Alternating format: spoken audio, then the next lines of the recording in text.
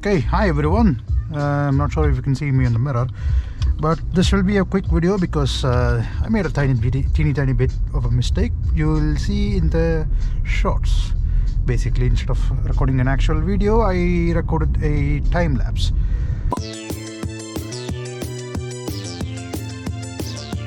If this is a time lapse, I would, I don't know what I would do. Anyway, in this video, I want to talk about my car, my Suzuki Baleno. So, shut the fuck up, okay? I don't want any copyright issues, so shut the fuck up. I'll quickly gloss over what I think about it, likes, dislikes, and what other options I had. Overall, I actually quite like the car. It meets my expectations of what a car should be. It should be comfortable, it should be easy to drive. Ease of drive is one of the biggest reasons I got an automatic instead of a manual. Now, some might say this is a tin can or whatever you want to call it. It's a very unsafe car, but honestly, I come from two-wheelers, which is way worse than any car. Even the worst, most unsafe car is more safer than a two-wheeler. I also believe that a better driver is a more safer driver. Like knowing where you're going, knowing what you're doing, that contributes a lot towards a safer driving experience, and a well put together car also, like how the suspension is tuned, how the engine responds to your input, the brakes, everything, the chassis, how it responds. If it's well done, it's better. So I honestly don't give too much of care for safety. Ready, go. So I'll go over likes and dislikes. To start off with the likes, I like how it looks. So I'm not a fan of the previous gen Baleno, the Gen 2 till 2022. I don't like that design, but once they have facelifted this car, the Gen 3 actually looks, in my opinion, the best compared to its actual sibling, the Franks. Initially I liked the Franks, but over time I grew to like the Baleno more. The second thing I like about this car is the engine. The K12 series engine sounds very nice, has plenty of power. Like I said, it meets my expectations. So that there is nice, really nice. The next thing I like is the built-in sound system. So it's only a 7-inch screen. I would have wished it had the 9-inch screen. Looks a bit nicer, being more full instead of having a lot of whistles around here. But the stock quality itself, like, it's pretty decent.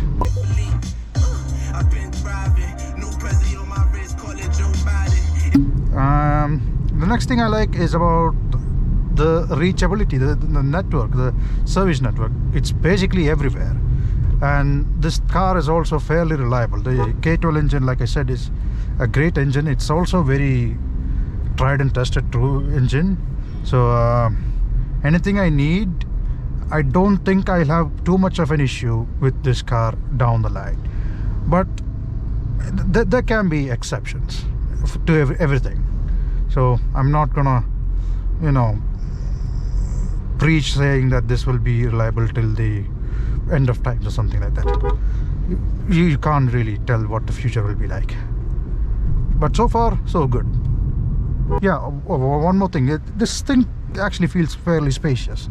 Even though Franks has the exact same interior as this one, due to the color choice, I feel like this is a way more airy, way more,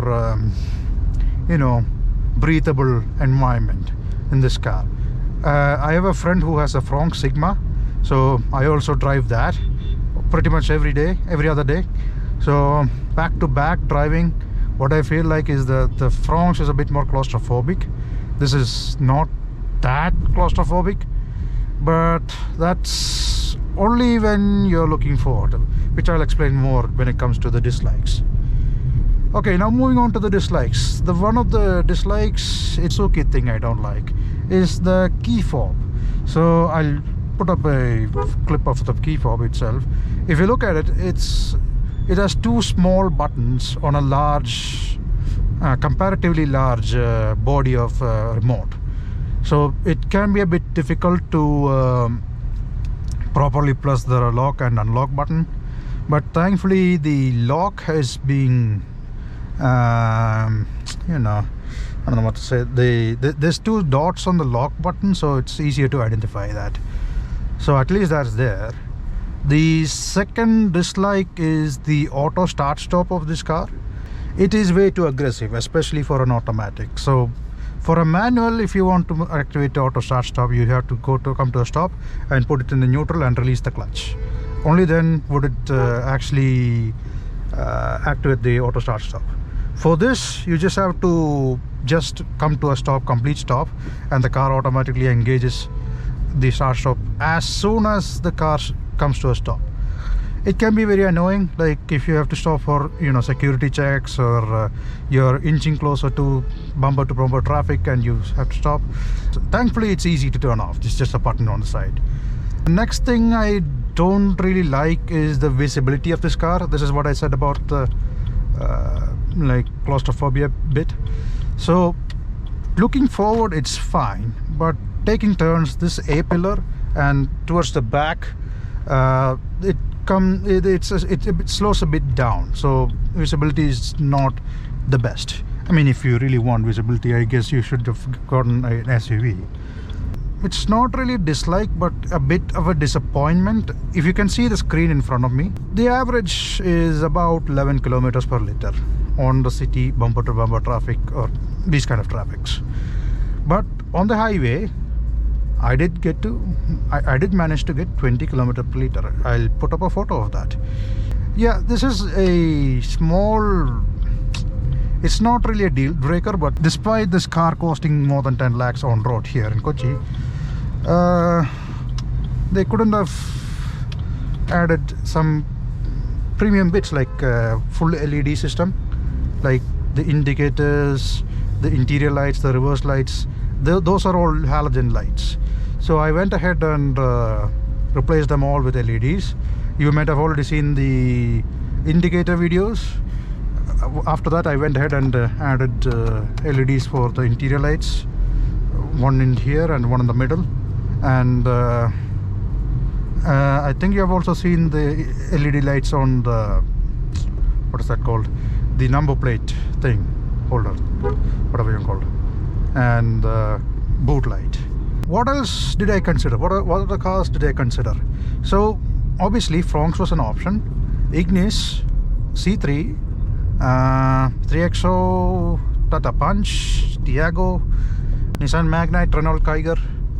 So these were some of the other options I've considered. Fronx, basically the same car, but you're getting something worse for the same price. So this is the Zeta variant, the third variant, third highest variant. So you're getting 6 airbags, nicer instrument console, a bit better, a bit more of niceties with this car. But in the Fronx, you are only getting Delta Plus. Ignis is a bit too small for me, and when I took it through the highway, the sense of speed was actually a bit tiring, to be honest. So that's why I didn't consider that. Then the C3 is a nice car, but at the time they didn't have automatics, and the service network was pretty much non-existent. There is only one service center here and one showroom, so if anything happens, I'll have to travel a lot. 3XO was a bit too expensive. Like I said, I wanted automatic because I wanted to drive it daily, and I don't want to constantly change gears. My knee can only do so much. So 3XO was a bit expensive, so I was okay for making a bit of compromise if it was good enough to drive. But the reality is the 3XO didn't feel good at all. The thing was very jerky to drive, very uncomfortable for me. I was driving the AX5 variant, I believe. It had the fancy TFT screen on the front. Even then, the thing felt very, very uncomfortable, very awkward to drive. So that's why I didn't consider that. Tiago was way too small for me. My head hit the roof even at the lowest setting. Punch, I didn't like how the Punch drove. It felt boring, to be honest. I mean, it serves the purpose, but like, there's no joy. I didn't find any joy in that. I did drive the Nexon though. Nexon was nicer. It had the 1.2 liter turbocharged engine.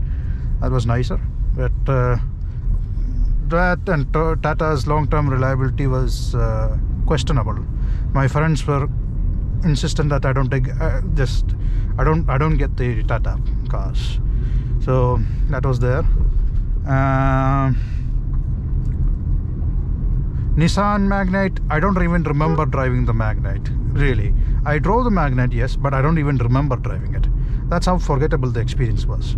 And Renault Kiger was similar, but only thing I remember was the showroom salesperson being an absolute annoyance, constantly asking us to share the, like our Aadhaar details and whatever, so that they can figure out the finance nonsense. It's actually very infuriating. Like this guy kept on asking us for the same thing. Like, you say a sentence and instead of having punctuation marks, he uses this like, documents that bullshit. I really wanted to tell him to shut the fuck up. Even in the showroom, like when we were going to inquire on the whole test drive thing, they were very insistent on us giving them the details. So that is one way to lose your customer. Like, annoy them the fuck out. Yeah. So yeah, that's it. That's pretty much it. I know I have left out some details as usual. So if you have any questions, do ask them below. I'll answer to my best of abilities. Anyways, that's all. Thanks for watching.